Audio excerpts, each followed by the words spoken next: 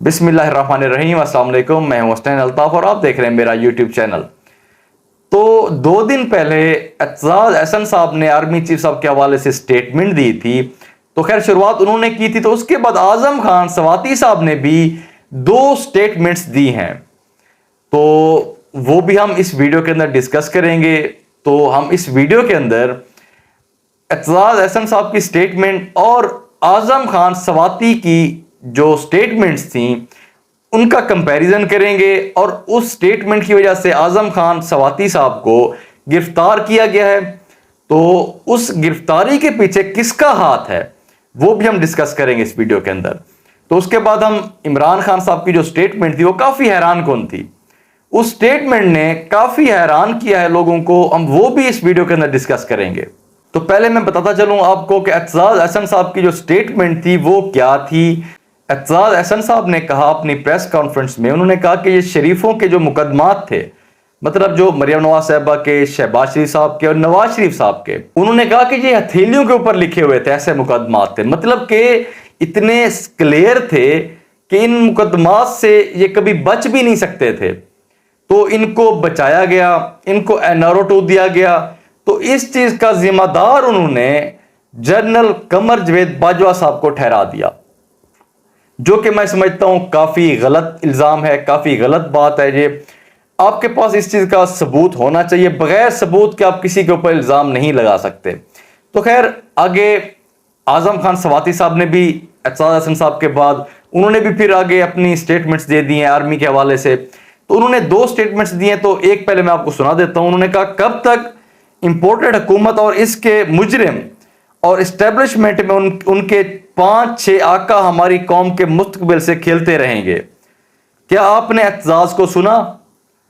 मतलब एतजाज अहसन साहब ने जो प्रेस कॉन्फ्रेंस की थी, जो आर्मी चीफ साहब के हवाले से उन्होंने बयान दिया था, उसकी बात कर रहे हैं ये। तो उन्होंने कहा काश इमरान खान मुझे इजाजत दें, मैं सीधा रावलपिंडी के गेट नंबर 4 पर आकर मुल्क को बर्बाद करने वालों को ललकारूंगा। वो इसके अंदर रावलपिंडी गेट नंबर 4 की बात कर रहे हैं। तो मेरे ख्याल से गेट नंबर 4 के बारे में कुछ लोग जानते होंगे, शायद काफी सारे लोग इस चीज के बारे में नहीं जानते होंगे। तो अब जो लोग जानते हैं तो अच्छी बात है, जो नहीं जानते तो मेरा उनसे मशवरा है कि वो गूगल पे जाके रावलपिंडी गेट नंबर 4 लिख दें, उनको काफी सारी चीजें क्लियर हो जाएंगी। हर चीज अब मैं भी तो नहीं बता सकता आपको, अब खुद भी थोड़ी सी सर्च करें ये चीजें। अच्छा चलें, एक हिंट मैं आपको दे देता हूं इस चीज का। जैसे शेख रशीद साहब ने अपने बयान के अंदर बोला था कि नवाज शरीफ साहब गेट नंबर 4 की पैदावार हैं, तो इससे आगे मैं आपको कुछ नहीं बता सकता।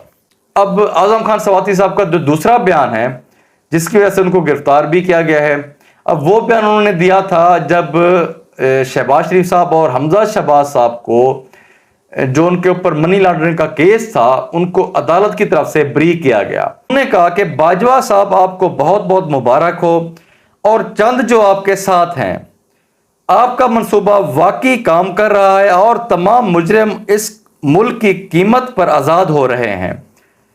इन ठगों के आजाद होकर आपने करप्शन को जायज करार दे दिया है। अब आप इस मुल्क के मुस्तकबिल के बारे में कैसे पेशन गोई करते हैं?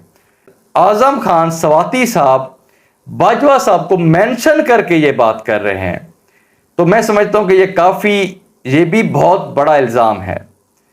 अब एक ऐसे इदारे के चीफ को, जो हमारे मुल्क का सबसे मजबूत और बड़ा इदारा है, उसके चीफ को एक सबूत के बगैर कैसे इतना बड़ा इल्जाम उसके ऊपर लगा सकते हैं आप?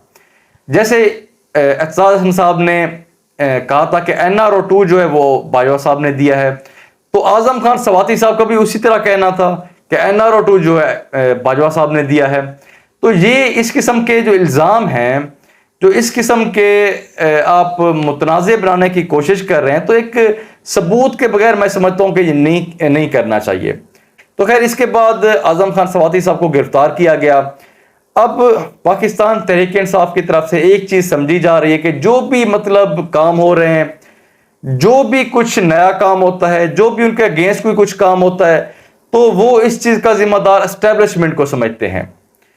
तो یہ میں سمجھتا ہوں کہ ان کی ایک غلط سوچ ہے، ان کو تھوڑا اس چیز سے نکلنا چاہیے، کیونکہ میں سمجھتا ہوں کہ آپ کی اس سوچ کی وجہ سے ہو سکتا ہے کہ حکومت کے اندر کچھ لوگ موجود اس چیز کا فائدہ اٹھاتے ہوں۔ تو اگر اسٹیبلشمنٹ نے اگر گرفتاریاں کرنی ہوتی تو سب سے پہلے اعتزاز احسن صاحب کو گرفتار کیا جاتا، تو ان کو کیوں گرفتار نہیں کیا گیا؟ کیونکہ وہ پیپلز پارٹی سے تعلق رکھتے ہیں، ان کی اپنی حکومت ہے اس ٹائم۔ تو اسی لیے یہ حکومت کے اندر جو رانا ثناءاللہ صاحب بیٹھے ہوئے ہیں وہ ان چیزوں کو بڑے بہتر طریقے سے کرنا جانتے ہیں کہ کس کو کس ٹائم گرفتار کرنا ہے۔ ان کو پتہ ہے کہ اگر اس کو اس ٹائم گرفتار کیا جائے تب جو بات ہوگی نا حکومت پہ کم آئے گی، کسی اور پہ زیادہ آئے گی۔ تو اسی لیے حکومت کے اندر جو لوگ موجود ہیں وہ بھی کافی فائدہ ان چیزوں سے اٹھاتے ہیں۔ تو ہر چیز کا ذمہ دار اسٹیبلشمنٹ کو ٹھہرانا یہ بھی ایک غلط بات ہے، اور وہ بھی بغیر ثبوت کے۔ اچھا، تو اس کے علاوہ عمران خان صاحب کی جو سٹیٹمنٹ ہے، اب اس کے بارے میں تھوڑی سی بات کر لیتے ہیں۔ وہ بڑی حیران کن سٹیٹمنٹ ہے۔ انہوں نے کہا کہ جب ہماری حکومت تھی، حکومت تو ہماری تھی، ذمہ داریاں بھی ہماری تھیں، لیکن طاقت ہمارے پاس نہیں تھی، پاور ہمارے پاس نہیں تھی۔ مطلب ہماری حکومت تھی لیکن چلاتا کوئی اور تھا اسے۔ تو خان صاحب پھر آپ 3.5 سال کیوں بیٹھے رہے ہیں؟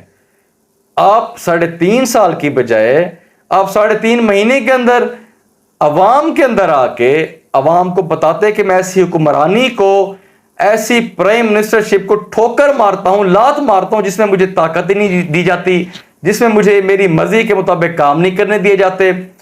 تو اس ٹائم آپ نے کیوں نہیں کی ہیں یہ باتیں؟ آپ اس ٹائم باہر آتے، آپ اس ٹائم عوام کے اندر آتے، تو عوام اس ٹائم آپ کو ویلکم بھی کہتی، جتنا ویلکم اس ٹائم کہہ رہی ہے اس سے بھی 2 گنا زیادہ کہتی ہے عوام آپ کو۔ عوام یہ سمجھتی اس ٹائم کہ کم از کم کوئی تو جمہوریت پسند ہمارے ملک کے اندر آ گیا ہے۔ تو کم از کم خان صاحب آپ کو اس ٹائم حکومت کو چھوڑ دینا چاہیے تھا اگر یہ معاملہ چل رہے تھے تو، لیکن آپ نے اس ٹائم تو بہتر نہیں سمجھا اس چیز کو۔ جب بھی حکمرانوں کو ٹینیور پورا نہیں کرنے دیا جاتا تب کوئی حکمران آ کے کہتا ہے جی مجھے کیوں نکالا، کوئی کہتا ہے مجھے پاور نہیں دی جا رہی تھی۔ بھئی پہلے آپ کیوں چپ ہوتے ہیں؟ پہلے آپ کیوں 3.5 سال 5 سال مزے لیتے ہیں حکمرانی کے؟ تو آپ اس ٹائم یہ چیزیں کہا کریں۔ تو خیر، اب تو خان صاحب باجوہ صاحب نے یہ کہہ دیا ہے کہ وہ نیوٹرل ہیں، پاکستان آرمی کا جو ادارہ ہے اس کا سیاست کے اندر کوئی عمل دخل نہیں ہے۔ میں تو سمجھتا ہوں کہ عمران خان صاحب اب باقی سیاستدانوں سے بہتر ہیں۔ اب تو کوئی کسی قسم کی آپ کو رکاوٹ نہیں ہوگی۔ ہم تو کہتے ہیں کہ آپ حکومت کے اندر آئیں تو اب تو آپ کا اس قسم کا کوئی شکوہ، کسی قسم کا گلہ نہیں ہونا چاہیے پھر، کیونکہ اب تو آپ کو پوری پاور دی جائے گی۔ تو باقی جو باجوہ صاحب کا جو باجوہ صاحب کی سٹیٹمنٹ ہے، جو انہوں نے کہا کہ پاکستان آرمی کا جو ادارہ ہے وہ نیوٹرل ہے، وہ کافی حد تک اب بہتر اور کافی حد تک اس کا ثبوت ملتا جا رہا ہے۔